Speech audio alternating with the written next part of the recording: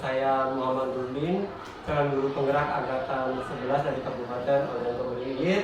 Di sini saya akan mewawancarai Bapak Kepala Sekolah mengenai tentang modul 3.1 tentang pengambilan keputusan berbasis nilai-nilai kebajikan sebagai pemimpin.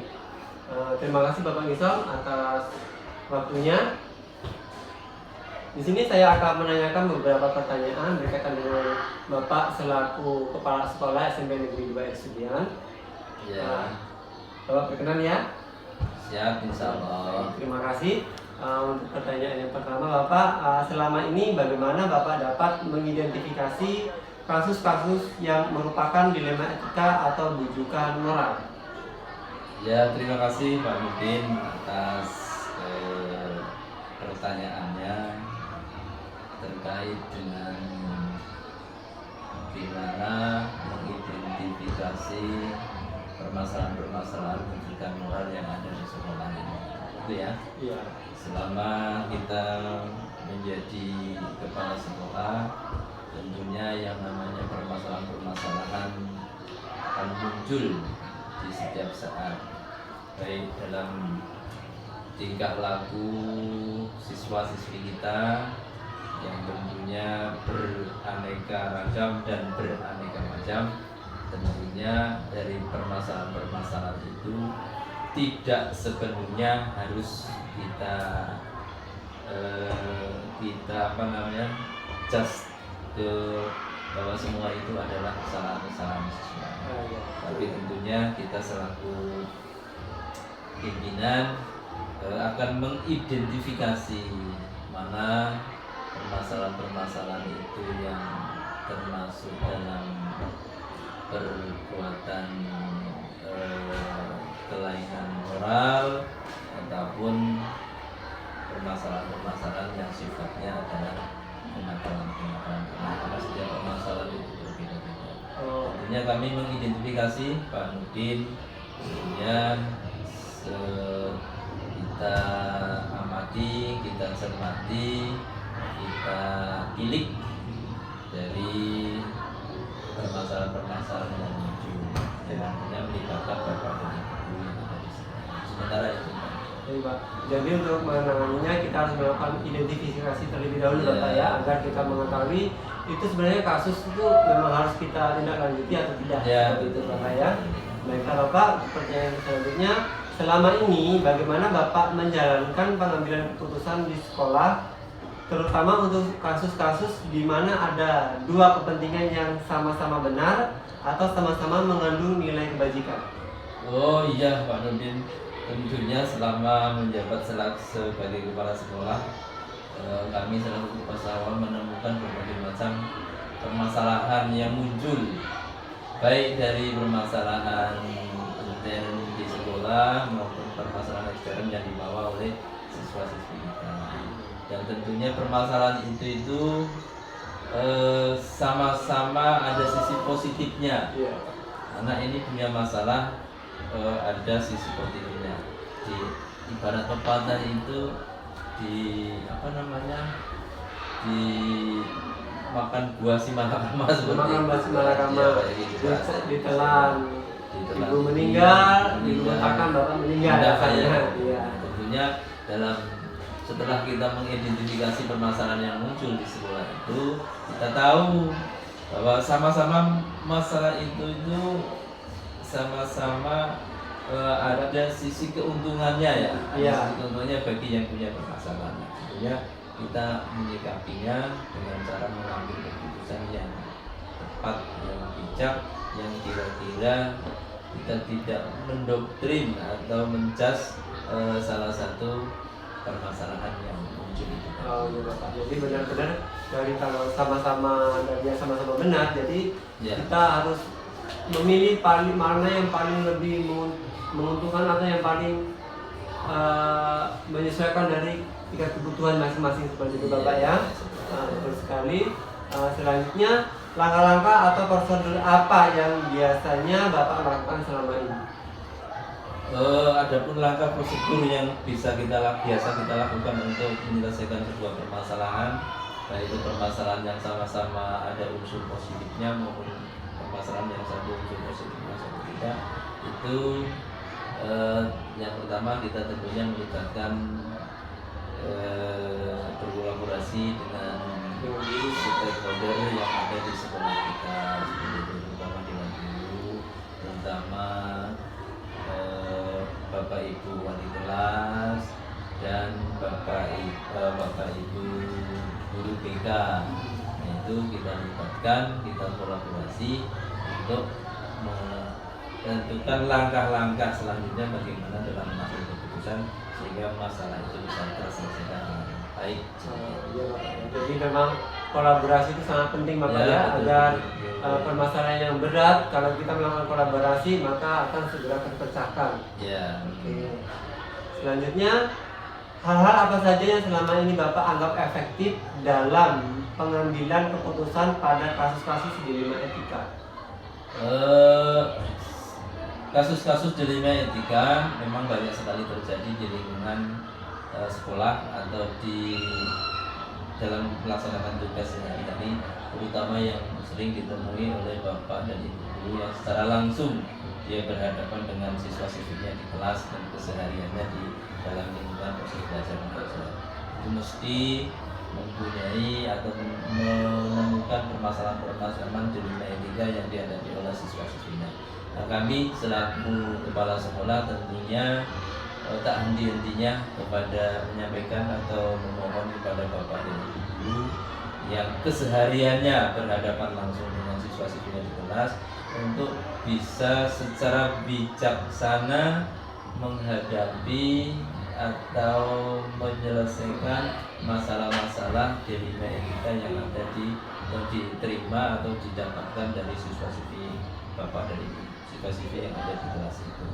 Karena Pak Nurdin, kita selaku insan pendidik itu kita tidak sekaligus, kita tidak instan bisa mengambil, bisa mendapatkan hasil apa yang kita tanam. Tapi mendidik itu kayak investasi, kayak menanamkan sebuah kebaikan. Tentunya hasilnya bisa kita ambil, bisa kita petik, bisa kita nikmati mungkin beberapa tahun yang akan datang. Tapi kalau kita menjas permasalahan-permasalahan yang dihadapi oleh siswa terkait dengan dilema etika, kalau kita salah atau keputusan tidak jarang bisa menimbulkan permasalahan baru yang dihadapi oleh siswa.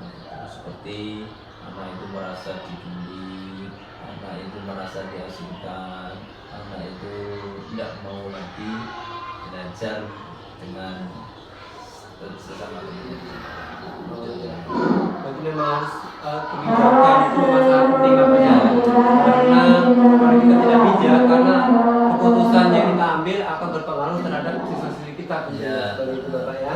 Nah, baiklah. Lalu hal-hal apa saja yang selama ini merupakan tantangan dalam pengambilan keputusan pada kasus-kasus dilema etika? Tantangannya ini. Oh ya, terima kasih Pak Nurdin. Tentunya di dalam mengambil sebuah kebijakan, mengambil sebuah keputusan, menyelesaikan berbagai permasalahan tentunya muncul berbagai macam tantangan. Iya. Tantangan itu mestinya harus kita hadapi, tantangan itu mestinya kita harus cari solusinya agar permasalahan itu, agar tantangan itu bisa seminim mungkin muncul di dalam kita memberikan pembinaan dan bimbingan kepada siswa-siswi maupun bapak. Nah, tantangannya Pak Nurdin itu biasanya akan muncul seperti kesadaran kita, kesadaran masing-masing guru itu barangkali masih kurang atau tidak sama dalam memahami pokok permasalahan yang dihadapi oleh anak-anak tadi, seperti permasalahan dilema etika tadi kan, mungkin setiap guru. Nah, itu tantangan. Nah, tantangan itu bisa kita sikapi selaku kepala sekolah, itu bisa kita cerna, bisa kita siasati sehingga kita bisa mengambil kebijakan yang tepat untuk menyelesaikan masalah itu. Benar sekali Pak ya. Jadi tantangan itu memang secara tidak langsung karena berdasarkan pola pikir dulu yang berbeda, kayaknya persamaan persepsinya belum ada lah ya gitu Pak ya. Jadi dengan melakukan sebuah komunikasi mungkin tantangan-tantangan itu akan segera diselesaikan dengan bijak ya. Lalu apakah Bapak memiliki sebuah tata cara atau jadwal tertentu dalam sebuah penyelesaian kasus D5 etika? Apakah Bapak langsung menyelesaikannya di tempat atau memiliki sebuah jadwal untuk menyelesaikannya, ataukah ada prosedur lain yang Bapak butuhkan seperti itu? Ya. Terima kasih Pak Nurdin. Terkait dengan permasalahan-permasalahan atau temuan-temuan yang biasa kita hadapi atau biasa muncul tatkala di dalam kita melaksanakan tugas sehari-hari, tentunya permasalahan itu berbagai macam jenis, berbagai macam tingkat keseriusan, berbagai macam tingkat alasan. Tentunya kita selaku kepala sekolah harus mempunyai tata kelola atau perencanaan dalam menyelesaikan sebuah permasalahan itu. Barangkali kita identifikasi dulu permasalahan mana yang berat, mana yang sedang, mana yang ringan, dan itu kita sesuaikan seperti itu.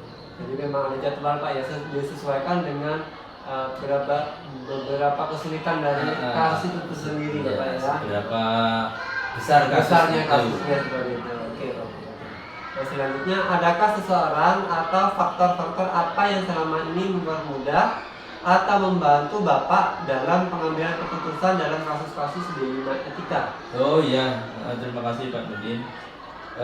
Dalam kasus-kasus tertentu, tentunya selaku kepala sekolah tidak akan bisa berdiri sendiri, tidak akan bisa bekerja sendiri, tidak akan bisa mengambil keputusan sendiri, karena ini adalah menyangkut kelangsungan proses belajar mengajar atau menyangkut kelangsungan nasib siswa-siswi di sekolah itu. Kalau kita bisa kita salah sedikit dalam mengambil keputusan, tentunya akan merugikan kepada anak kita. Karena itu kami selaku top manager yang ada di sekolah tentunya tidak bisa terlepas dari kolaborasi kawan-kawan rekan-rekan guru yang ada di sekolah. Makanya kita susun strukturnya. Di situ ada wali kelas, ada wakil guru, ada koordinator PK. Dan tentunya dari kolaborasi kepengurusan itu diharapkan permasalahan-permasalahan ada yang kita temui sehari-hari di sekolah itu bisa diselesaikan dengan baik. Jadi memang benar-benar ada Pak ya, kalau paling tidak untuk mempermudah itu kita memang ada yang namanya struktur organisasi tadi Pak ya. Karena kita sebagai manajemen di sekolahan pasti tidak bisa bekerja secara sendiri. Memang ada bagian-bagiannya kayak gitu Pak ya. Kayak ke wali kelasnya dulu, lalu masuk ke BK-nya, ke bagian perusahaan sekolahnya. Untuk pertanyaan terakhir ini Bapak ya, dari semua hal yang telah Bapak sampaikan, pembelajaran apa yang dapat Bapak petik dari pengalaman Bapak saat mengambil keputusan di etika itu? Oh ya, terima kasih Pak Nurdin. Untuk pengalaman atau pembelajaran yang bisa saya petik selaku pimpinan sekolah di sekolah kita SMP Negeri 2 Air Sugian, itu tentunya Pak Nurdin dan Bapak Ibu yang lain perlu kita cermati bersama bahwa kita harus mempunyai kesepakatan bersama bahwa D5 etika yang muncul atau dialami oleh peserta didik kita itu mestinya harus menjadi cambuk kita selaku guru. Guru jangan sekali-kali mempunyai anggapan bahwa siswa kita yang mengalami permasalahan D5 etika itu anak yang bodoh, anak yang kurang ajar, anak yang pokoknya tidak berguna kayak gitu. Itu selaku guru itu hal yang tabu kalau kita sampai mempunyai anggapan seperti itu. Kita justru harus mempunyai anggapan positif bahwa siswa-siswi kita kepribadiannya adalah kepribadian yang baik. Yang perlu kita ingat Pak Nurdin, seluruh siswa kita itu berkarakter baik anggapan kita. Kita itu tidak boleh menjudge bahwa anak itu bodoh, anak itu bengal, anak itu tidak berguna, anak itu tidak. Yang perlu kita tekankan, kita bertugas ini tidak berkewajiban untuk memintarkan dia, tapi kita sejatinya diharapkan untuk bisa mendewasakan mereka. Kita ngajar tiap hari masuk kelas, mengabsen, mengadakan refleksi, mengadakan diskusi. Atau tentunya masih ada anak yang kita dapatkan sesuai dengan harapan kita. Jadi kita selalu guru itu tidak boleh menjustis atau menganggap bahwa anak-anak kita itu bodoh. Yang penting kita tunjukkan kewajiban kita mengajar, menunjukkan tugas kita mengajar, pinter dan tidaknya anak kita doakan kepada yang di sana seperti itu. Karena itu yang perlu, yang lebih penting dalam melaksanakan tugas adalah kita diharapkan untuk bisa mendewasakan mereka. Sebab Pak Nurdin, yang namanya nasib anak itu tidak ada yang tahu, seperti itu kan.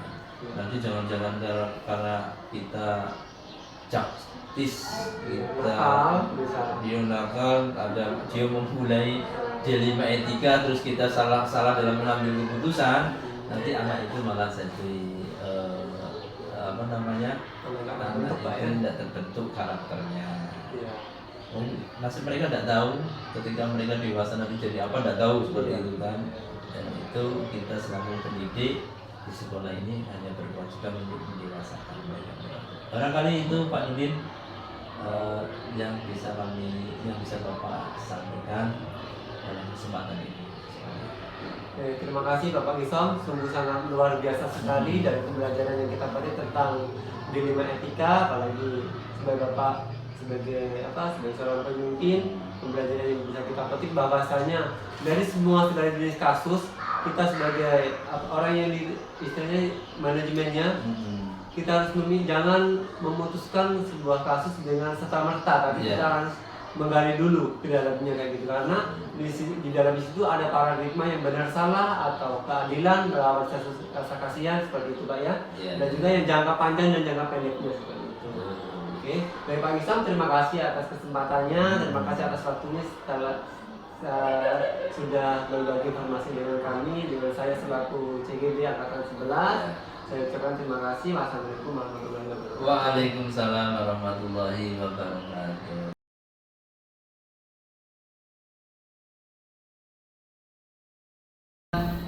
Assalamualaikum warahmatullahi wabarakatuh. Perkenalkan, saya Muhammad Nurdin, Karangturi Angkatan 11 dari Kabupaten Ogan Komering Ilir. Di sini saya bersama dengan Bapak Agus Wibodo selaku Kepala Sekolah SMA Negeri Darul Utama. Selamat siang Bapak Agung. Selamat siang. Terima kasih atas waktunya Bapak Agung. Di sini saya ada beberapa pertanyaan berkaitan tentang modul 3.1 tentang pengambilan keputusan berbasis nilai-nilai kebajikan sebagai pemimpin. Siap Bapak? Ya, sama-sama ya Pak ya. Baiklah. Untuk pertanyaan pertama Bapak, selama ini bagaimana Bapak dapat mengidentifikasi kasus-kasus yang merupakan dilema etika atau bujukan moral? Dilema etika dan bujukan moral. Iya Pak. Ya, kalau yang saya pernah kan ada masalah kasus-kasus misalnya dilema etika dan bujukan moral. Ya intinya itu kalau dilema etika itu mengenai yang benar versus benar, kemudian untuk yang bujukan moral itu dia benar versus salah, tapi ada kecenderungan kita untuk membenarkan karena ada sesuatu hal tertentu. Jadi selama ini Bapak memang untuk menganalisis kasus tersebut kadang memang agak sulit Pak ya, karena kecenderungannya memang kadang salah versus salah atau salah versus benar, tetapi ada indikasi di mana itu ada kasus yang lebih dalam lagi seperti itu. Ya. Ya. Di tidak bisa langsung disimpulkan. Seperti itu. Jadi memang harus ada istilahnya pemikiran-pemikiran lagi lah Ya, untuk memutuskan seperti itu. Baik Bapak, selanjutnya selama ini bagaimana Bapak menjalankan pengambilan keputusan di sekolah Bapak, terutama untuk kasus-kasus di mana ada kedua kepentingan yang sama-sama benar atau sama-sama mengandung nilai kebajikan. Ya. Kalau yang saya lakukan, karena saya sendiri termasuk menjadi kepala sekolah, menjadi pimpinan di sini, masih kategori belum matang. Karena saya sendiri masih umurnya masih muda dan saya di sini juga baru 3 tahun. Nah, untuk pengambilan keputusan masalah tersebut, saya tidak sendiri untuk menyelesaikan tersebut. Tentu saya mencari atau Berkolaborasi. meminta pendapat. Iya. Ada yang posisinya di atas saya, misalnya kayak sini kan di pondok ada Pak Yai atau dengan pimpinan lain. Nah, baru kemudian nantinya saya pikirkan kembali dan juga diskusi dengan yang terkait, misalnya guru atau wakil yang terkait apabila masalahnya itu masih terkait dengan mereka. Jadi saya diskusikan gimana finalnya, nanti ya tetap saya yang mengambil finalnya dari beberapa hal tersebut, baru bisa saya ambil keputusan. Oh ya, jadi memang benar Pak ya, untuk pengambilan keputusan itu tidak serta-merta langsung bisa dipanggil A atau B gitu, tapi Ya. kita melakukan kolaborasi dulu, berdiskusi Ya. dulu dengan banyak orang-orang yang memang sudah memiliki pengalaman atau kekuatan di bidangnya Nah, gitu ya. betul, itu juga penting pengalaman itu. Terlebih kita di sini adalah di salah satu pondok, jadi pasti ada Pak Kiai atau Ustadz yang memang di atas Ya, kita. bisa Oke, mengambil. betul sekali, Pak. Intinya berkolaborasi lah seperti itu ya. Nah, selanjutnya langkah-langkah atau prosedur seperti apa yang biasa Bapak lakukan selama ini? Nah, tentu kita lihat juga kasusnya. Kalau emang kasusnya berat, ya itu tidak bisa langsung, karena ya harus kita diskusikan lagi dengan seluruh instansi yang ada di pondok ini ya. Kalau emang ringan masih bisa di lingkungan lingkup dari sekolah sendiri atau masih di sekolah, ya masih di lingkungan situ. Oh, jadi apa ya, langkah-langkah ini disesuaikan berdasarkan dari tingkat kesusahan atau kesulitan dari kasus tersebut. Ya. Oke, betul Kalau sekali. berat atau tidak. Kalau misal ringan, ya mungkin bisa diselesaikan tadi itu. Diskusi dengan emang yang Yang punya bersangkutan. masalah yang bersangkutan. Nah, kita ambil keputusan yang terbaik. Sangat luar biasa sekali Bapak ya. Nah, selanjutnya hal-hal apa saja yang selama ini Bapak anggap efektif dalam pengambilan keputusan pada kasus-kasus di matematika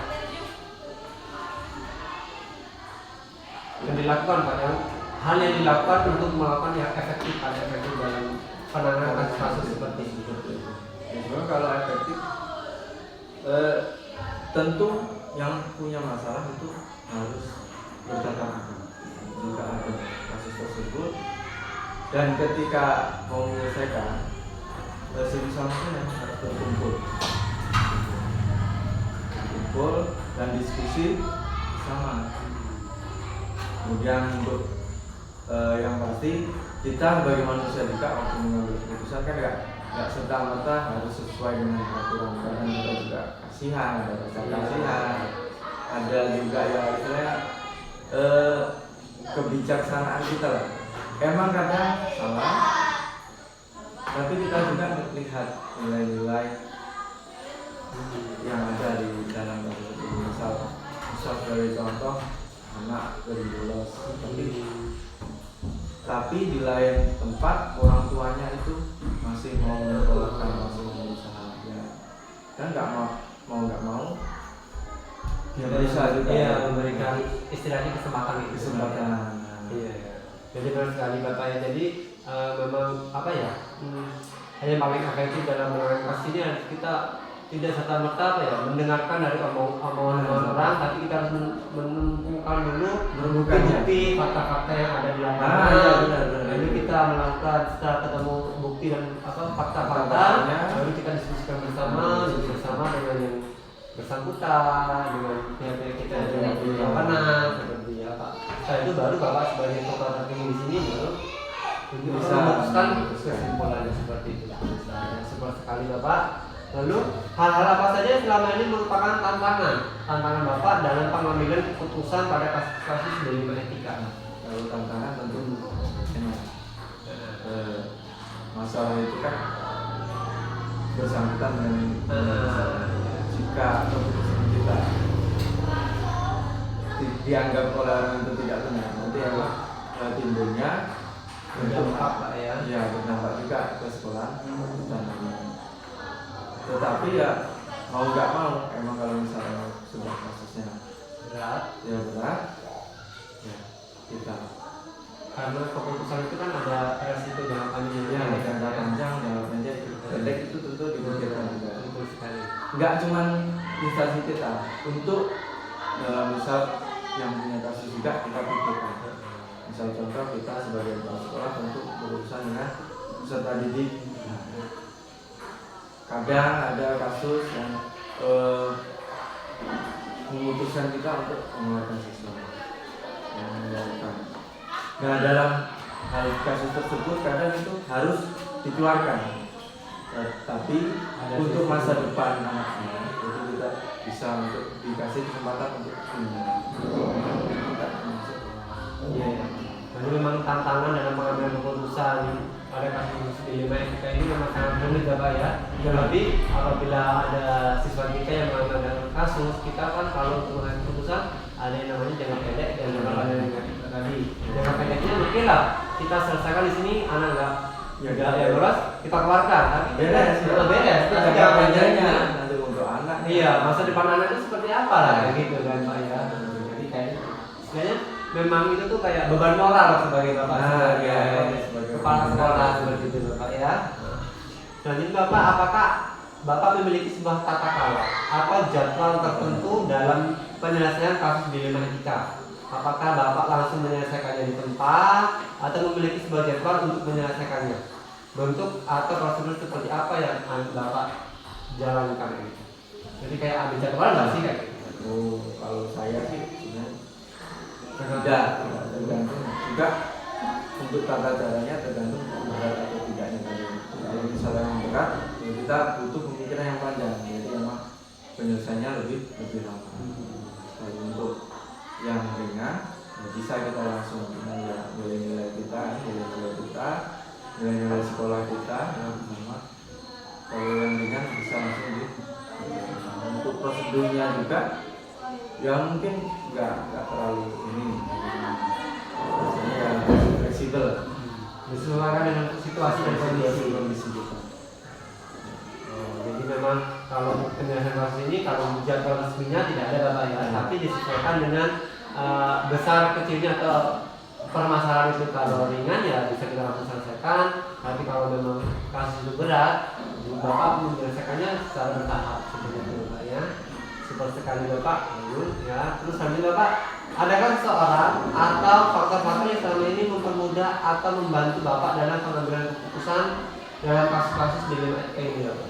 Ya itu tadi sebenarnya apa banyak di atas saya kan masih banyak, jadi masih bisa saya minta pendapat masukan saya, kemudian juga teman-teman di sekolah itu kita saling diskusi istilahnya untuk yang terbaiknya gimana.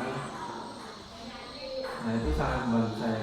Memang berarti memang dalam atau keputusan dalam kasus dilema etika ini bapak memang ada pak ya, ada orang-orang yang memang terlibat. Kita kolaborasi lah ini kan, Kolaborasi. ya, saya sendiri Berarti memang ada karena memang ya kerja tadi memang kasus dilema etika ini secara tidak langsung memang menjadi beban moral kita pak ya, karena Ya. kita sendiri yang apa ya menanggung rasanya tuh kayak wah gimana kita untuk mengambil keputusan itu bapak ya.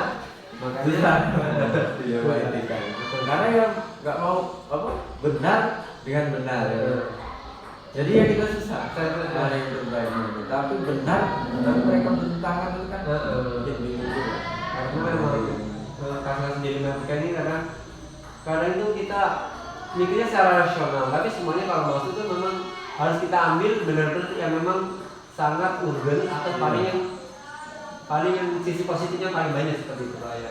Ya, misalnya jatuhnya kita mengambil keputusan yang sisi positifnya Sama-sama sisi dua sisi itu positif positif semua, tapi mana sih yang paling mendominasi ya gitu saya. Makanya kalau Bapak tadi belum benar, kalau untuk mengambil keputusan itu ada di atas Bapak ada Pak Yai, Pak Ustadz tadi sebagai pengasuh pondok, ada wakil mungkin wakil Bapak, ya kan, dan kita akan dulu memang support sekali untuk kolaborasi itu ya, untuk mempermudah kita menangani kasus-kasus di lingkungan kita.